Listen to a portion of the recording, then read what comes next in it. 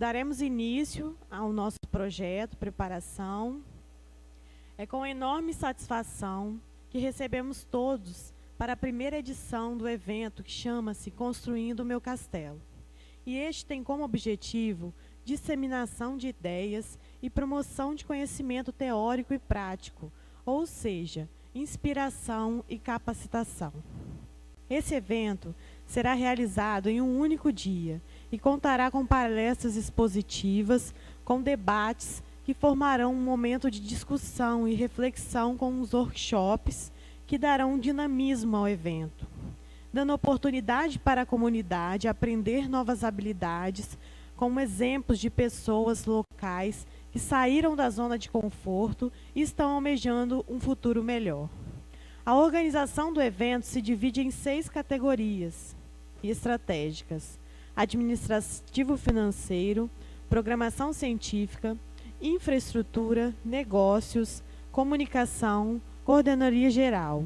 A intenção é que a equipe do projeto não se restrinja apenas aos coordenadores, e sim à comunidade do município em questão que seja interagida e participe da relação dos nossos eventos, facilitando assim o engajamento com as pessoas. Este evento foi idealizado pelo projeto Preparação em parceria da EJCAD, Empresa Júnior de Consultoria em Administração, Empresa de Consultoria, e a Vidraçaria PIM. No intuito de favorecer a análise sobre a importância e incentivar os jovens da nossa cidade a irem em busca de um futuro promissor, bem como a abordagem de exemplos de pessoas que optaram por essas experiências e que hoje sentem orgulho em compartilhá-las, mas principalmente mostrar que todos nós somos capazes e barreiras durante a nossa caminhada nós teremos sempre. A nossa equipe organizadora, além de homenagear os palestrantes deste evento, conhece a responsabilidade que os mesmos têm em disponibilizarem o seu tempo para expor todas as suas batalhas, vitórias, tropeços durante o processo de formação profissional, sabendo que essas experiências os tornaram qualificados para o exercício de nos motivar ainda mais a seguir o caminho certo. Teremos muitas atividades dinâmicas, workshops, durante o evento, e temos como principal objetivo motivar vocês a fazer parte não só das atividades de hoje, bem como, assim, sair daqui motivado para mudanças na vida de vocês.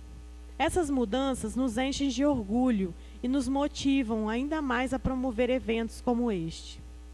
Convido agora, para a abertura do projeto, o vereador César Casagrande para uma pronúncia.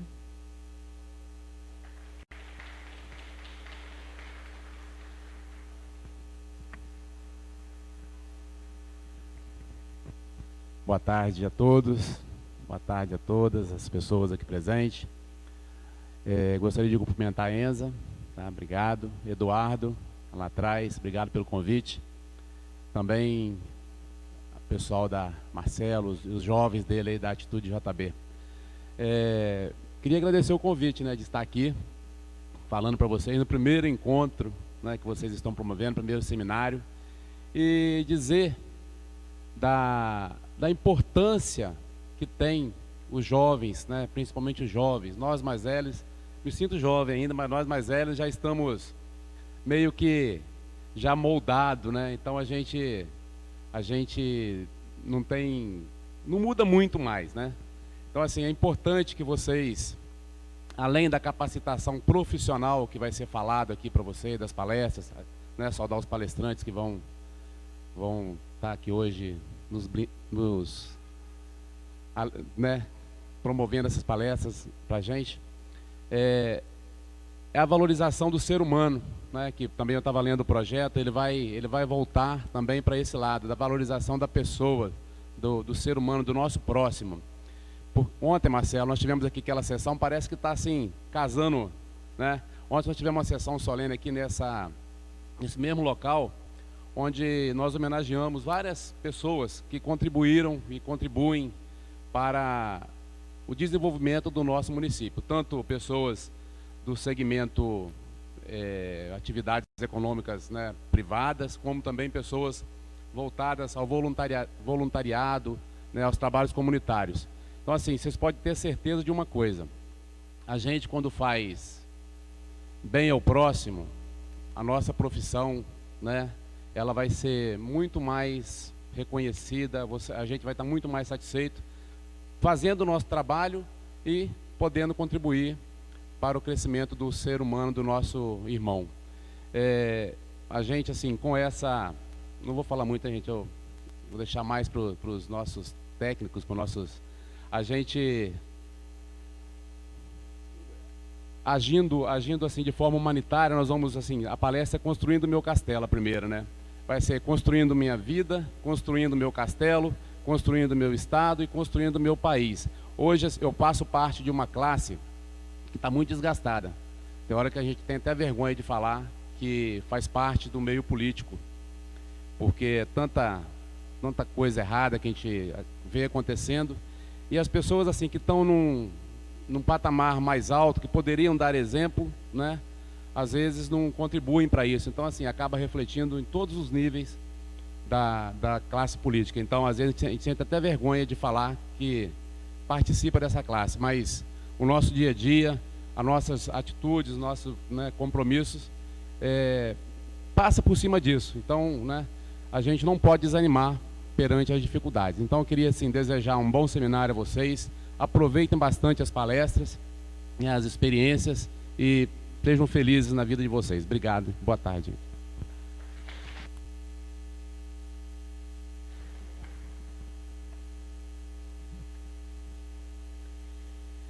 Daremos início agora à solenidade de abertura do evento do tão esperado Construindo Meu Castelo.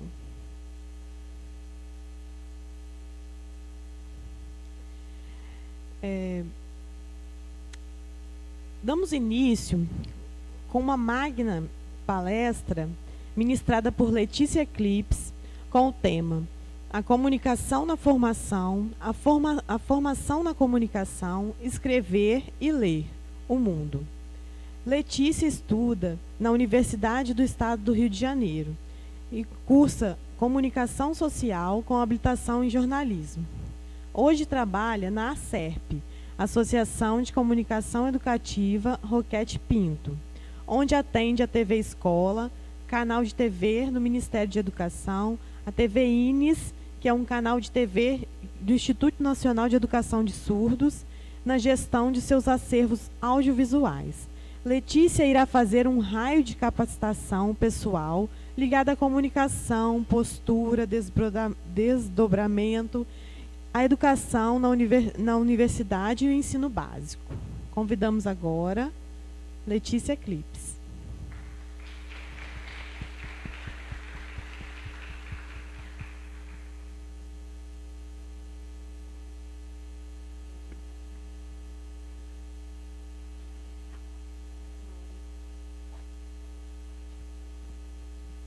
Oi, gente. Boa tarde. Obrigado a vocês que se dispuseram a estar aqui hoje. É muito importante vocês estarem aqui. A gente andou um pouquinho para chegar, né? A gente é daqui, mas não mora mais aqui, eu e mais uns colegas. E foi com muito prazer que eu recebi o convite do Dudu para estar aqui, do Eduardo Zanão, para estar aqui. E eu espero que sejam proveitosas as minhas palavras para alguma coisa, qualquer que seja, na vida de vocês. Eu nunca fiz isso, espero que vocês, enfim, sejam compreensivos comigo também. Bom, vou falar então um pouco de mim. Sou eu sei de mim, eu acho, não sei. Mas para poder dar um pontapé aí assim eu vou entrando melhor no que eu venho falar, que é sobre a comunicação, a mídia, né, que é a minha área de formação, dentro da educação, né, da formação da gente. Que educação, enfim, é formação. Eu sou daqui de Castelo, sou lá do bairro Esplanada, estudei a pré-escola e o começo da escola até a 4ª série, quando era série ainda, lá na escolinha da Esplanada, de onde eu tenho muito orgulho de ter estudado, tive professoras maravilhosas. Estudei no João Bley, o 5ª, 8ª, e depois ensino médio. fiz cursinho no Jones Ferrari, como muita gente aqui. Foi um ano hard, 2009, mas enfim, cheguei na faculdade, né? Quando eu entrei no curso, queria fazer muito jornalismo, não sabia que era comunicação social, só queria saber do jornalismo, né? Que é a habilitação. Quer dizer, voltou agora vai ser curso, mas enfim, isso é outra história.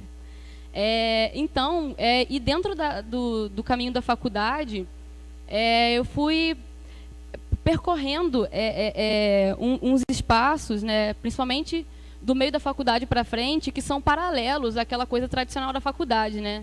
Que são os espaços de centro acadêmico. O centro acadêmico não é paralelo, ele faz parte, né? Mas tudo aquilo que você faz por fora, que a militância pelo movimento estudantil, eu me envolvi com o movimento estudantil, estou saindo agora porque estou me formando, então não tem mais o que fazer lá dentro. Não façam isso, nunca fiquem no movimento estudantil para sempre, tem que sair. Mas, enfim, e o movimento estudantil acho que foi um dos principais espaços um dos meus principais espaços de reflexão. Acho que foi um espaço onde eu aprendi estou aprendendo, né? A questionar o mundo, né? Inclusive a minha sala de aula, inclusive cada aula, inclusive cada professor e professora, né? E, enfim, espontaneamente fui tendo uma afeição muito grande pela área da pedagogia e educação e tudo mais. Eu não sei porquê, sei lá, só gosto. E fui começando a entender a mídia, a comunicação, o jornalismo, publicidade, enfim, todas as outras habilitações da comunicação social como uma parada de formação. Ele é o ensino, sabe? Tem muita gente que tem os jornais e os veículos de comunicação, a internet, a TV, o rádio, etc., como o seu livro didático, né? A gente sabe que o nosso país, a alfabetização cresceu muito, mas ainda é baixa, né? Os analfabetos funcionais ainda tem muito, né? Então, a mídia, é o espaço de formação da maioria, de muitas pessoas, dos pais da gente, de muita gente. Né? A mídia é o espaço de formação. E é o espaço onde está o assunto do momento. Né? Sendo mídia digital ou sendo mídia analógica, sendo TV, internet, ou rádio, ou jornal impresso, é a mídia que está dizendo do que a gente fala, o que está na moda, o que a gente está gostando agora, o que a gente não gosta mais agora, o que é violência e o que não é violência. Porque quando a mídia diz que uma coisa é violência, ela está elegendo uma coisa para dizer que é violência. Ela não trata o abuso de poder como violência, mas não deixa de ser uma violência, né? Ela não trata, sei lá, enfim, whatever, qualquer coisa, qualquer abuso, violência psíquica ou qualquer outra coisa como violência, apesar de ser violência.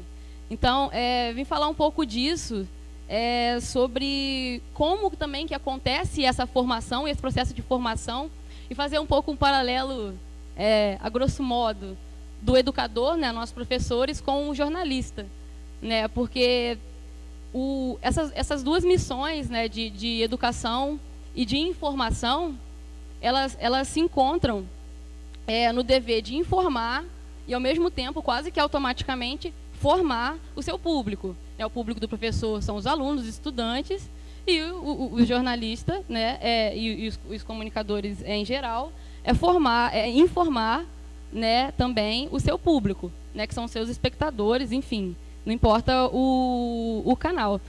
Fazer uma observação também, apesar de eu usar a palavra aluno, eu não gosto dela, a palavra aluno, ela significa sem luz. É uma coisa bem medieval, assim, que a é um prefixo que significa sem e luno é luz. Então, aluno significa luz. Porque houve um tempo, e ainda muita gente acredita que os alunos são seres sem luz, os estudantes, né? Que vem aquela coisa do mestre, que ensina, e o adulto, que é e o aluno, que é uma caixa vazia, recebe o conhecimento. Sou categoricamente contra isso. E vou também, estou me baseando aqui para falar numa pessoa que é referência para mim, num pensador que é referência para mim, que é o Paulo Freire, que dedicou a vida a estudar a educação no Brasil, a educação como um todo, a educação para o ser humano, né? E a mídia também, né? Ele, óbvio, falando sobre comunicação, ele não podia deixar de falar da mídia. Quando a gente estuda a faculdade de comunicação, a gente percebe o poder que ela tem, o poder que a comunicação tem.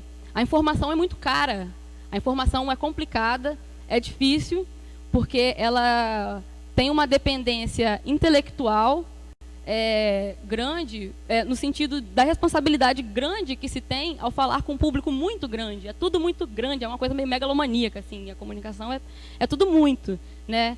E também tecnológica, né? Sobretudo no país continental igual ao Brasil, para você ter uma coisa que atinja o país todo, você tem que ter um investimento de infraestrutura gigantesco, né? Tanto que quem hoje fala para o Brasil inteiro, por exemplo, são, sei lá, a média de 6, 7 famílias que são donas das grandes emissoras de comunicação do Brasil, né? Que são os donos da Globo, que são donos de mais de uma penca de coisas ao redor, que às vezes a gente sabe, às vezes não sabe, mas é dono também. O dono da SBT, Silvio Santos, a família Saad, que é dona da Band, enfim, e por aí vai, né? Vai muito não, porque acaba logo, porque são poucos donos. Mas o que eu queria falar é sobre quando a educação ela se torna um depósito de informações, de regras, comportamentos, de conteúdos e tudo mais, no aluno, se ela acontece assim, e infelizmente ela acontece muito assim, a gente sabe, todo mundo participou da escola e vê que às vezes a escola é um saco, você não quer ir, você vai porque você tem que ir, você vai mais para ver seus amigos do que para assistir aula. E a gente fala assistir a aula, a gente não fala participar da aula. Tá vendo a hierarquia, né? Então, e essa coisa da hierarquia da escola me incomoda muito também, né? Uma coisa que apetecia muito o Freire também, que existe aquela hierarquia. Eu fiz um jogo aqui que faz a gente entender muito bem como é que funciona essa coisa da hierarquia. Para quem não sabe o que é hierarquia é como uma fila em que o primeiro manda no segundo, o segundo manda no terceiro, o terceiro manda no quarto, e o último é o menos privilegiado e o primeiro é o que mais poderoso, né? E dentro da escola, dentro do ensino, né, da educação brasileira, como é que é a hierarquia? Você tem a educação existe para os estudantes. Se não tiver estudante, não tem educação. Aí, quem prepara tudo para os estudantes? Professores. Aí, os professores, quando vão passar um conteúdo para os alunos, ele tem que respeitar um conteúdo que está programado para ele passar para os alunos, né? Aí, e o professor trabalhando, ele está submetido à supervisão da escola, que está submetida à direção da escola, que está submetida a uma secretaria estadual, que está submetida ao MEC, que é o Ministério da Educação, né? Então, as coisas que chegam na de aula, elas são muito bem pensadas para chegar ou muito bem pensadas para não chegar. Enfim, né? Porque aquilo ali infelizmente não é o antro de todo conhecimento, né? Acho que nem devia ser, na verdade. O antro de todo conhecimento é o mundo e a cabeça de cada um. Mas existe essa hierarquia e ela é um fato, na verdade, na nossa vida escolar. E assim, ela funciona com certo propósito. Ela não brotou, ela não nasceu assim. Alguém inventou a escola como ela é hoje. Assim, é óbvio que ela não foi inventada de uma hora para outra. Ela é fruto de um processo, né? E tá, ok. Vamos então para dentro de uma redação de comunicação. Vamos para dentro de uma redação de uma revista agora, onde você tem redatores, editores, publicitários, social media, todo mundo trabalhando lá dentro, né? Aí, quando um redator escreve um texto, aí ele tem que passar pelo editor lá da área dele, né? Editor da editoria dele. Aí ele tem que passar por esse cara. Está sujeito a cortar a matéria, a tirar a matéria, a mudar a matéria, né? O texto.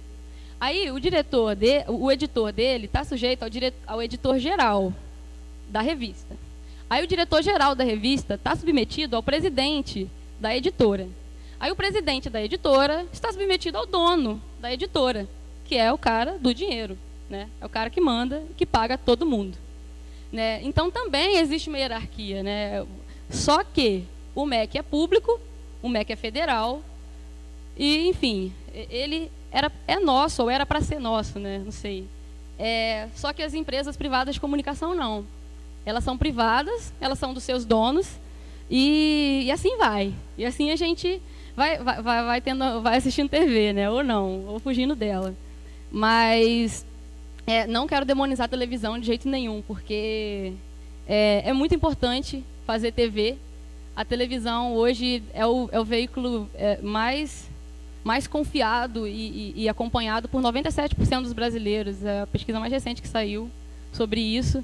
Então, às vezes, a gente tem uma falsa ilusão de que uma falsa ilusão não, uma falsa ilusão seria verdade, uma ilusão de que a internet é o meio mais difundido para Paranapiry. Só que não, né? Isso é um complexo sudestino, eu diria, né?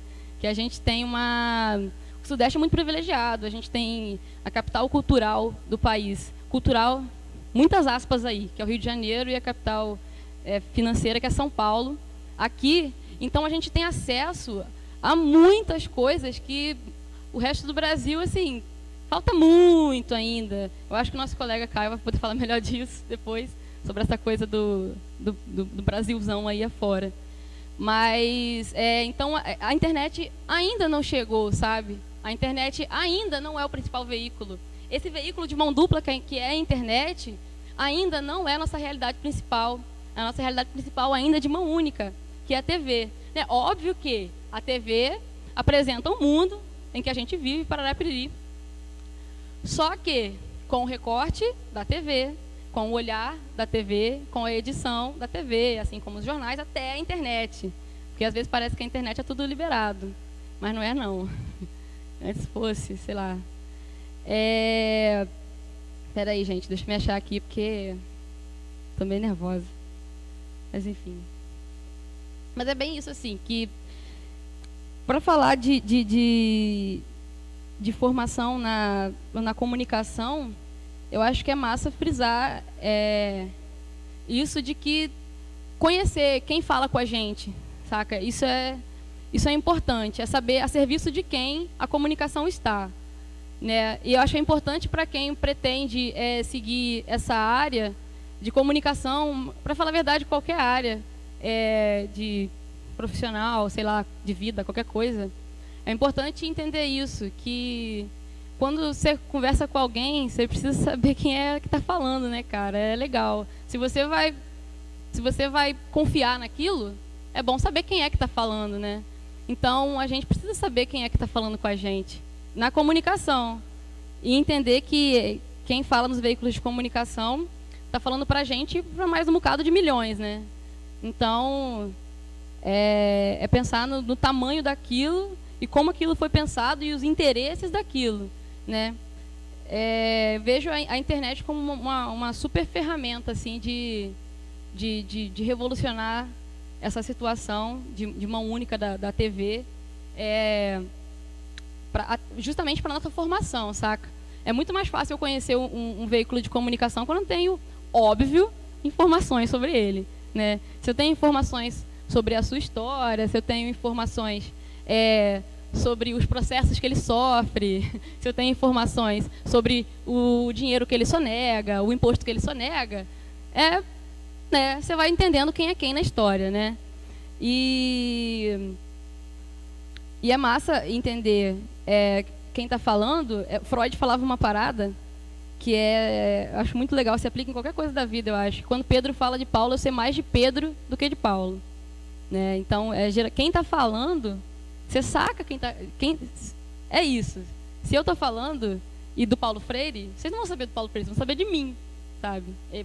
O meu modo de dizer diz sobre mim, né? Então, quando um veículo de comunicação está falando, ou está omitindo, ou está cortando determinada coisa, ou está frisando determinada coisa,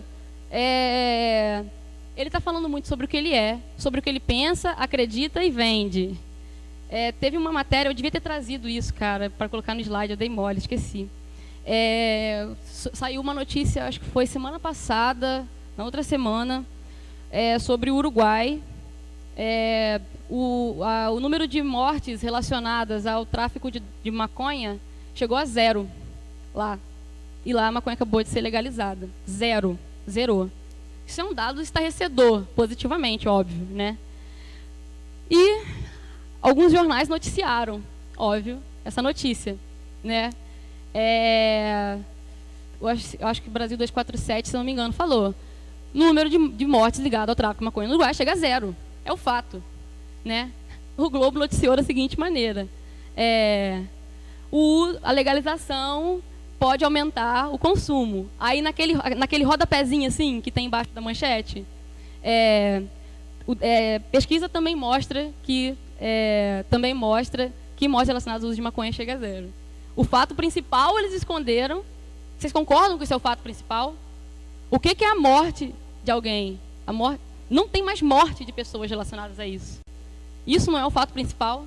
Se a gente tem que ser humano, se a gente tem que falar de gente, se a gente tem que falar de pessoas, isso não é o fato principal, né? E o fato principal foi escondido em prol da visão dos caras, tá ligado?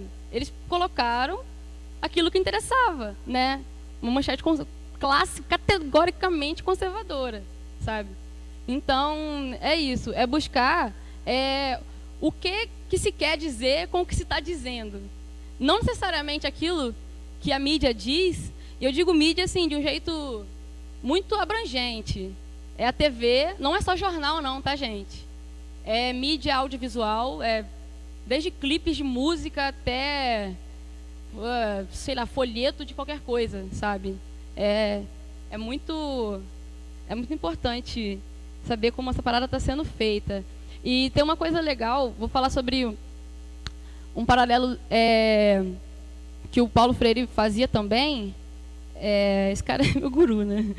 Mas sobre tecnologia e educação, né? Tava com um livro dele ali agora mostrando pro Big, que ele fala, tem uma citação dele que é título do capítulo, que ele fala: o problema é que as escolas são muito atrasadas. Ele fala isso no sentido de atraso tecnológico mesmo, saca? Porque existe na academia mesmo, né? Na universidade a gente vê isso, que existe a hierarquia a ditadura do livro. Você só serve se você lê pra cacete livro e tudo mais, e tananã, desculpa, gente, mas enfim. E tudo mais, e tem que ler livro. Ler o mundo? Que isso? Você tá maluca, né? Então, e coisa de maluco, ler mundo, né? Como assim ler mundo, pô? O que você tá falando, sabe? Mas, ler livro é ler livro, gente. É só ler livro, sabe? Não passa de você pegar um jogo de signos inventados na Grécia, 5 séculos de Cristo, sabe? O alfabeto, junto, sabe? Se você não fizer uma reflexão sobre aquilo, é a mesma coisa que você ouvir um monte de disco, sabe? Não tem porquê. Também seria ótimo, sabe? Ler um monte de disco. Ler um monte de disco, loucura. Ouvir um monte de disco. Mas mais importante do que ler os livros em si, né? Ele fala sobre a importância de ler e refletir.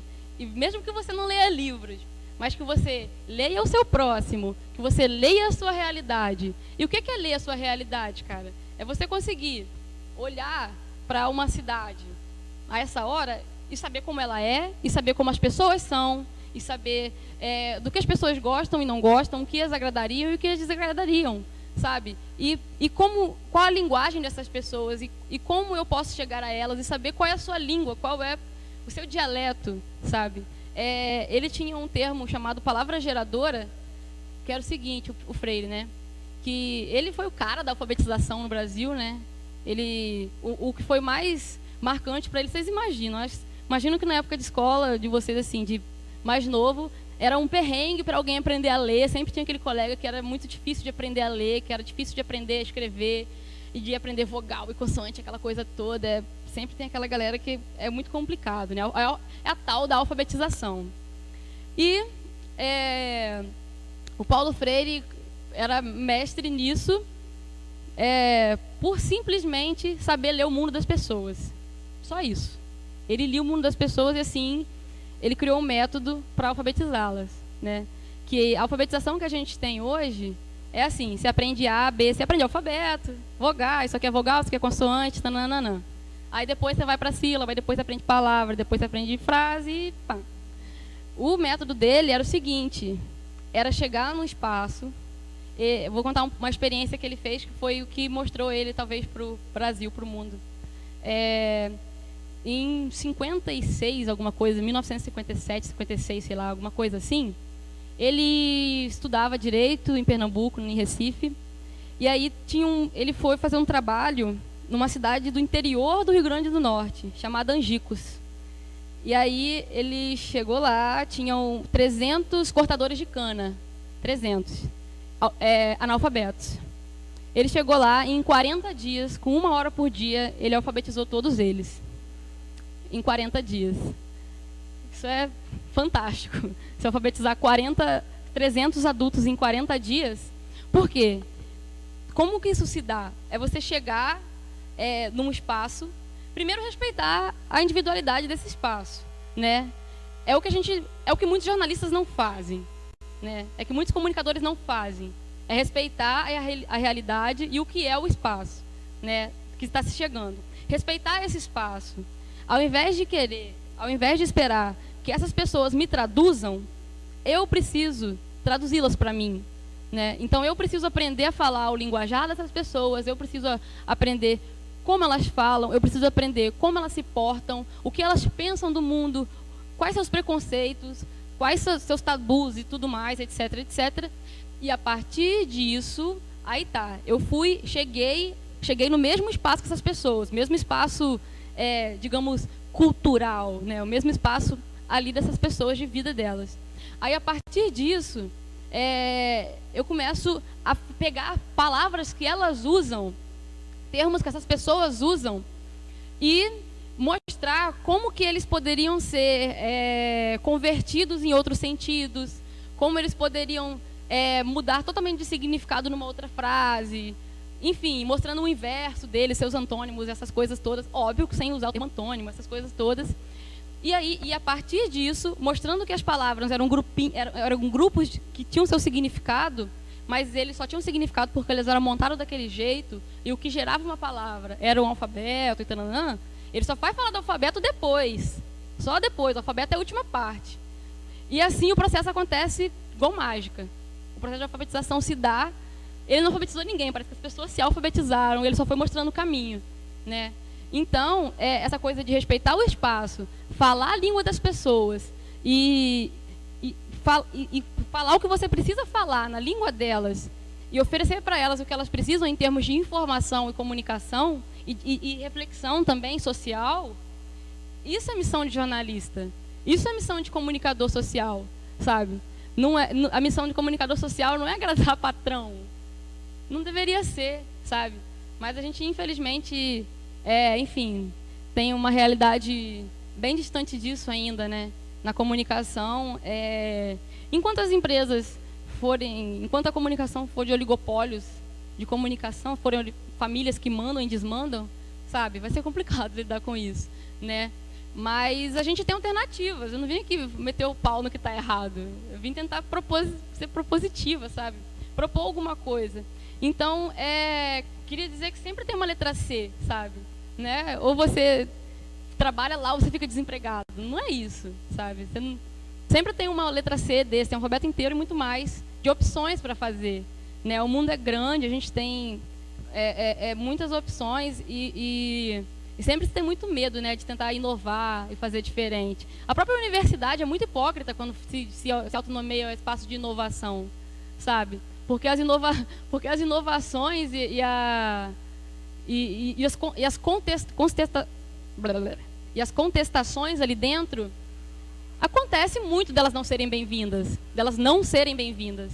É muito comum isso, de você ter ideias diferentes, ideias que causam atritos intelectuais, que causam atritos políticos, e você é barrado, você é reprovado. Se uma turma, eu já vi casos de turma que reclama de professor que não vai na aula, que não responde e-mail, cacete a quatro, e o cara simplesmente ameaça reprovar todo mundo, sabe? Dane-se a matéria, sabe? O cara não vai dar matéria, ele não quer saber. Então, até a própria universidade é muito questionável. Esse bendito espaço que a gente tenta entrar a vida inteira, que a gente passa a escola querendo entrar lá, passa o ensino médio querendo entrar lá, mais ainda, faz o Enem querendo entrar lá, faz vestibular, cursinho, tudo mais. Aí você chega lá, você vê que você tem muito trabalho. Você tem muito trabalho para construir o espaço que você quer, né? Porque, mais uma vez o Freire, o mundo não é, o mundo está sendo. Ele dizia isso. O mundo não é, o mundo está sendo. Galera, o mundo não nasceu como ele está. Ele não brotou assim. Alguém construiu assim, sabe? Muito sangue jorrou e jorra para ele ser assim, sabe? E muito vai ter que jorrar para ele mudar, sabe? Não querendo ser louca e comunista maluca, não é isso. Mas é um fato, sabe? Isso não cabe nem a mim, sabe? Isso cabe à história, sabe? Isso cabe Cabe a gente fazer isso diferente, sabe? E os agentes transformadores não estão distantes. Eles não são ninguém senão nós mesmos, sabe?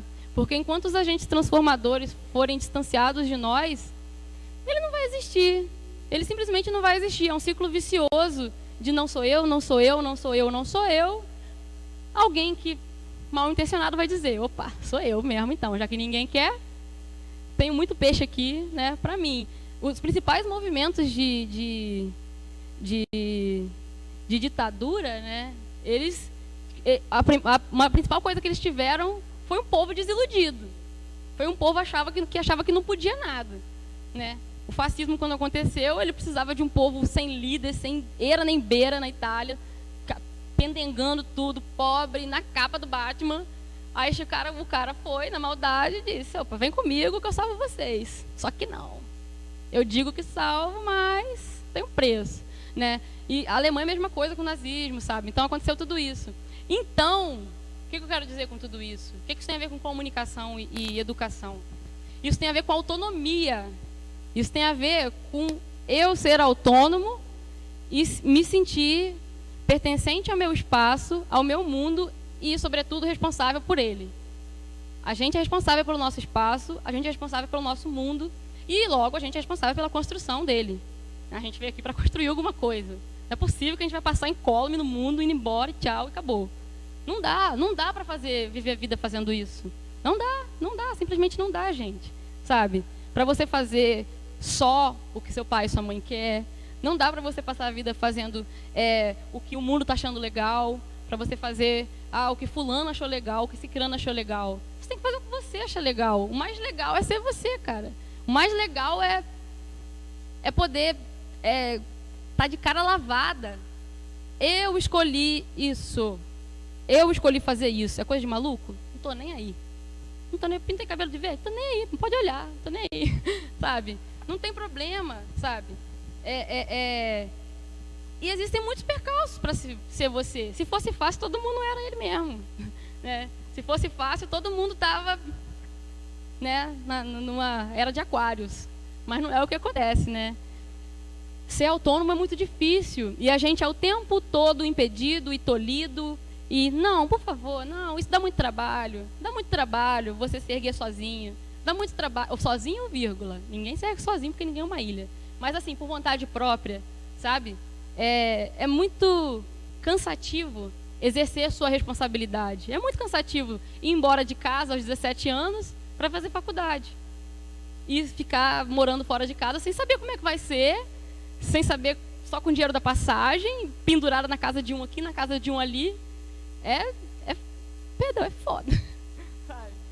Não é mole, sabe? Mas, pô, o que é fácil? O que é fácil? Sabe? Nada é fácil, sabe? Nada é fácil. Acho que nem para quem nasce bem é fácil, cara. Acho que nem para quem tem família com grana eu acho que é fácil, sabe? Porque você sempre tem que lidar com uma coisa ou outra. A gente nunca vai fugir da gente mesmo.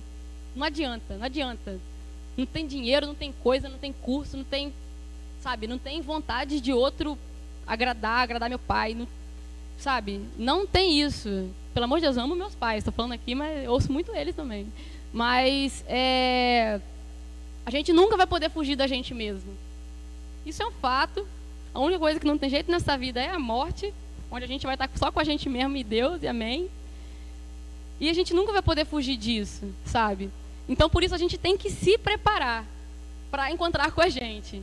Por incrível que pareça, a gente precisa se preparar para encontrar com a gente. Porque é um encontro pesado. Né? Eu imagino que deva ser. Eu acho que eu me encontrei algumas vezes e é estranho olhar no espelho, sabe? É você se reconhecer. Porque você tem que conviver com você o resto da sua vida. Aguenta, amor. Você só tem esse aí. A não ser que você seja bipolar, brincadeira. Dupla personalidade, né? Brincadeira. Mas você tem que conviver com você, sabe? Então, escolher, se posicionar no mundo é importante. E não dá para se comunicar sem posição, sabe? Não dá. Quando alguém. Vou falar até do Marcelo Freixo agora, né? Que ele falava: quando alguém diz que está governando para todo mundo, está mentindo para alguém. Não dá. Não dá. Se escolhe lado nesse mundo, gente. Se escolhe lado. se escolhe lado. Não dá para não escolher um lado.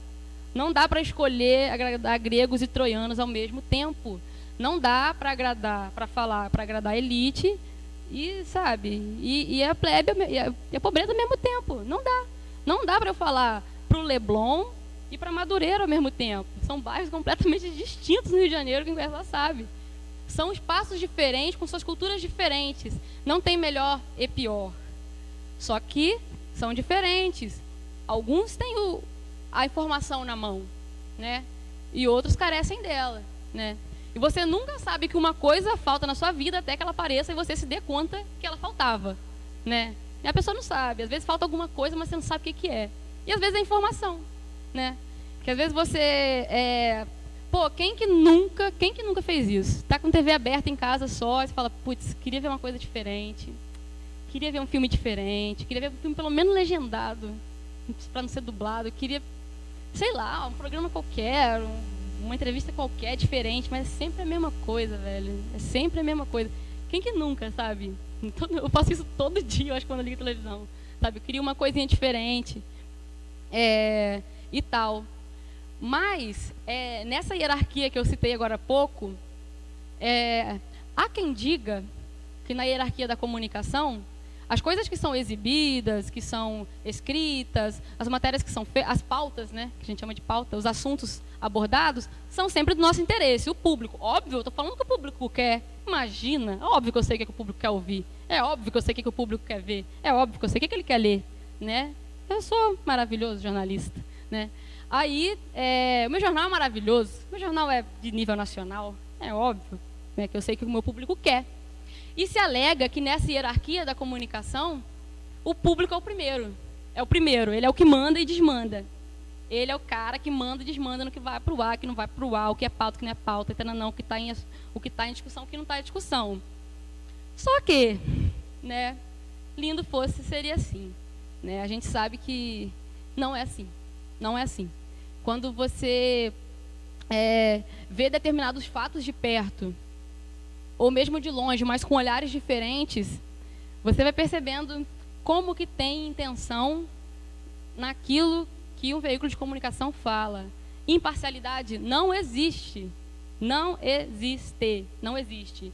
Se alguém falar isso com vocês, no cursinho, na escola, na faculdade mesmo, na minha opinião, isso é ilusão. Não dá para você. Não dá para você ser imparcial.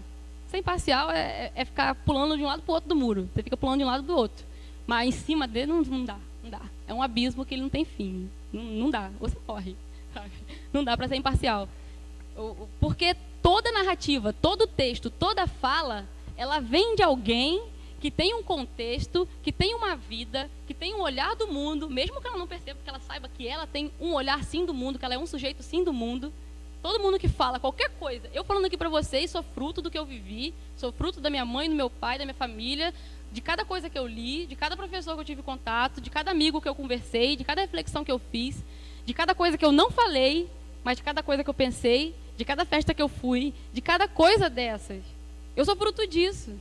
Se eu tivesse tido um pingo diferente, talvez eu estaria falando diferente aqui, sabe? Mas as coisas, elas sempre vêm de um espaço que tem tudo isso, que tem um contexto, sabe? A comunicação ela é feita dentro de um contexto. E a educação também é feita dentro de um contexto.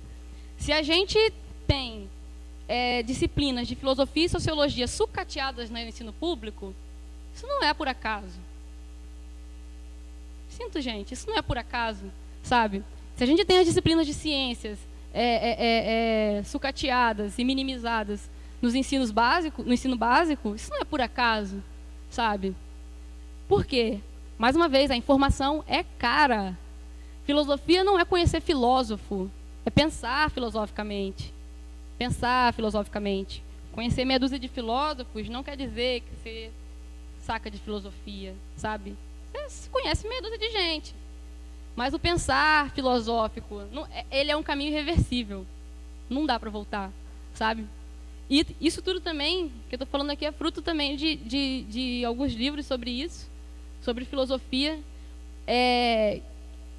que não rola distinção entre no fundo, entre ciências exatas, ciências humanas, ciências da natureza, etc, etc, etc. Em qualquer caminho que vocês tomem, sempre entenda que as ciências e o saber, eles brotou do mesmo brotinho. Eles vieram do mesmo lugar.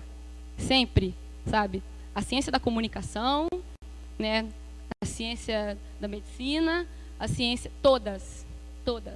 A física e a língua portuguesa, o latim, qualquer coisa.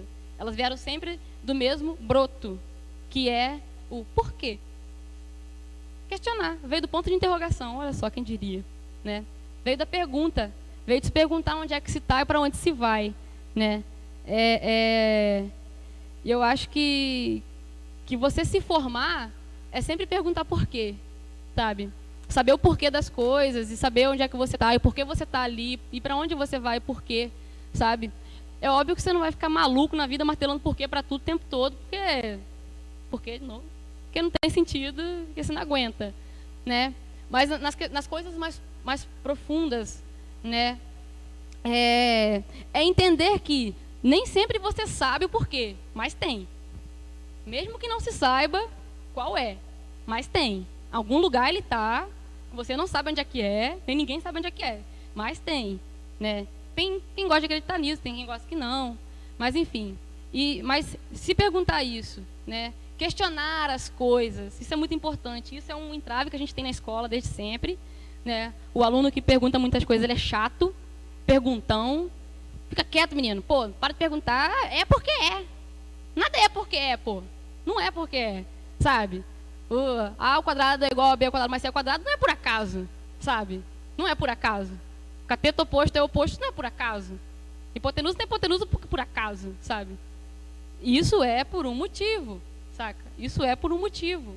Não é à toa, né? Então, se perguntar, e se o seu professor não responder, procura, que a gente tem meios de saber isso sem mesmo o professor. E se o jornalista não responder sobre aqueles fatos que você sabe o que aconteceu, procura que você vai achar alguém que fale. Procura. Todo mundo tem um pouquinho de pesquisador, eu acho, no fundo da alma, assim, sabe? Pesquisador é curioso pra caramba, não aceita não, quer saber e tudo mais. Então já vou encerrar, que o Dudu já me deu um teto ali, mas eu não sei se eu me fiz muito clara, não sei se eu consegui ajudar de alguma maneira. Devaneei muito, eu sei. Espero poder conseguir amarrar melhor da próxima. Mas queria deixar uma coisa para finalizar assim. Sobre mídia, sobre comunicação e educação, é uma coisa. A gente é sujeito no mundo. A gente é sujeito no mundo. A gente não é uma pessoa, a gente não é uma coisa, a gente não é um número de RG. A gente é uma pessoa com uma história. Não nascemos de chocadeira, sabe? E não estou falando de conhecer pai e mãe. Estou falando que você está aqui para alguma coisa, sabe? Você é racional, sabe? A gente não caiu de paraquedas aqui, sabe? A gente é um sujeito. E a gente tem a nossa inteligência, a gente tem os nossos braços, a nossa inventividade, assim como a humanidade sempre teve, alguns com nomes mais reconhecidos, alguns com nomes nada reconhecidos. Sempre houveram inventividades. Gutenberg roubou a imprensa de outro cara, mas enfim, tudo bem, não vamos entrar nesse mérito. Quem ganhou a fama foi ele, né? Mas isso aí também não dá para afirmar direito, porque, né? Enfim, é muito tempo atrás. Mas é entender que a gente, como sujeito, a gente é responsável e a gente tem que estar de antena ligada no mundo se a gente quiser ser agente transformador. Porque para não ser agente transformador é mole, né? É mole. Segue, vai, pá, ganha seu dinheirinho, acabou. Agora, para ser agente transformador, a gente tem que se transformar antes de tudo. Se transformar. E entender que a gente também não é, a gente está sendo. Assim como o mundo. O mundo não é, ele está sendo. Ninguém aqui está condenado a ser uma coisa só, sabe? Para sempre. Por nenhum momento sequer, sabe? Então a gente não é, a gente está sendo, né? E saber que a gente não pode ser inocente, tem que ser responsável. Tem que ser responsável, não pode ser ingênuo perante o mundo. O mundo tem tubarão, sabe? É um mar perigoso e bravo pra caramba. Eu entendo quem não queira entrar nele. Mas assim, é legal entrar também, sabe? É legal, eu tô percebendo isso, né? Tô no alto dos meus 22 anos ainda e já vivi um pouquinho de coisa. Óbvio que ainda é muito pouca coisa, quanto mais eu sei que eu não sei. Né? O Marcelo Gleiser, ele falou o Marcelo Gleiser é um puta filósofo, gente. Vocês têm que procurar esse cara. Tem um canal no YouTube, fazer uma propaganda dele, chamado Fronteiras do Pensamento. Vocês precisam conhecer, procura lá, é muito legal.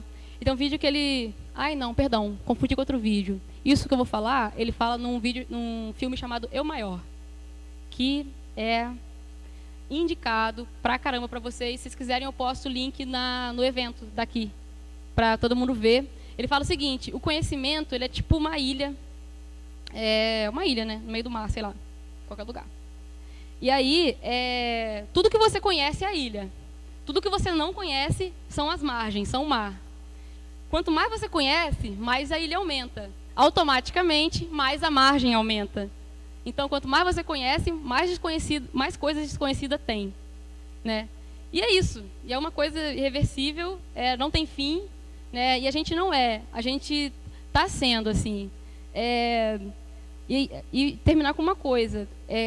A nossa liberdade crítica, a nossa liberdade de reflexão, ela custa talvez a fortuna dos donos da mídia ou a fortuna que o MEC não quer gastar com o ensino. Enfim, ela pode custar isso, mas o valor que isso tem, não inventaram uma régua ainda para medir esse valor. Esse valor é tudo que alguém pode ser, é aquilo que aprende e, sobretudo, aquilo que passa, porque o conhecimento acumulado dentro de si é tipo chocolate que vai ficar lá no vidro e vai vencer, porque ninguém vai aproveitar ele. Então, qual o sentido dele existir? Nenhum. Né? Fabricaram aquela porcaria lá para nada. Né? Então, a gente precisa que o mundo nos use. Né? Use aquilo que a gente aprendeu. Né? Isso precisa ser multiplicado. Para que isso seja perene, para que isso seja eterno, sabe? Acho que deixar qualquer marquinha no mundo, qualquer coisa que você fale, conseguir coisas boas, né, sejam multiplicadas, porque coisas boas geram vida, né? É óbvio, coisas ruins geram uma morte, geram um fim e elas se encerram logo. Então, espero que vocês tenham gostado. Se alguém quiser fazer alguma pergunta, não sei como é que vai funcionar esse esquema de pergunta, se alguma coisa não ficou clara, me coloco à disposição para conversar com vocês agora ou depois, sei lá. E obrigado por ouvirem tudo isso.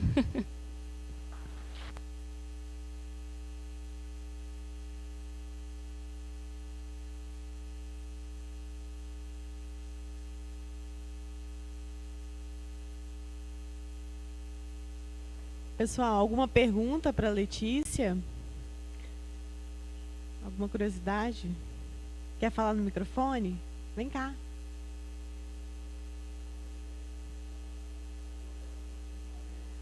Como que é seu nome?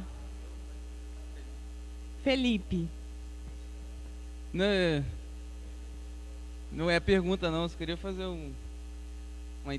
inteirar o que ela falou ali.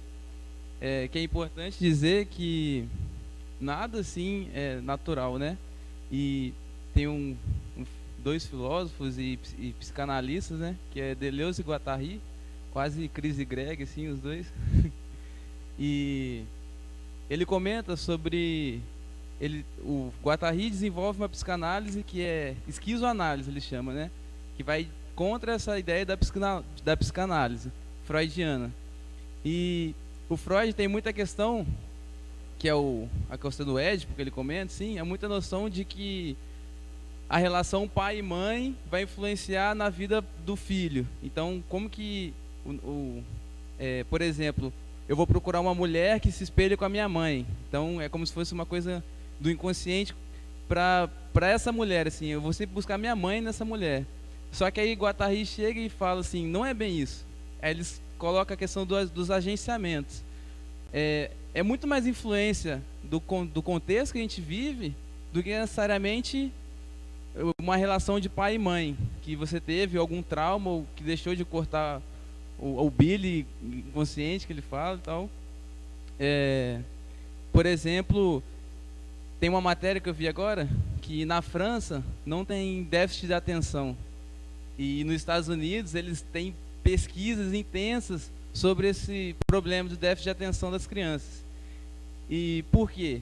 Porque, o que seriam os agenciamentos que de Guattari coloca, né? Seria a influência do capitalismo. Como que essa rotina moderna, como que esse arcabouço construído influencia para um déficit de atenção da criança e não um processo psicológico, como é colocado em Freud, né? E nos Estados Unidos, eles tratam isso como se fosse uma ciência, como se a gente fosse curar essa doença, como se esse déficit de atenção fosse uma doença que fosse curado com remédios, com medicalização. Já na França, eles tratam isso muito mais humanamente. A gente vê o contexto social da criança, tenta apoiar ela, vê o que está acontecendo com a família dela, muito diferente. E eles não têm nenhum caso de déficit de atenção. Então, tem professores na psicologia que até dizem que não existe déficit de atenção, que isso é uma coisa muito mais construída do que propriamente dito de uma doença.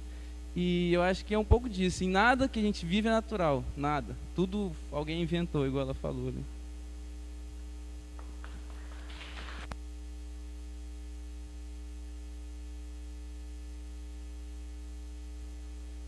Mais alguém para falar, para comentar?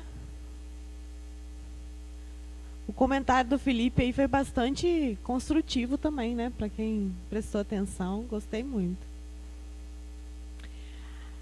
Agora, pessoal, nós vamos seguir com o nosso ciclo de palestras com Naomi Garcia.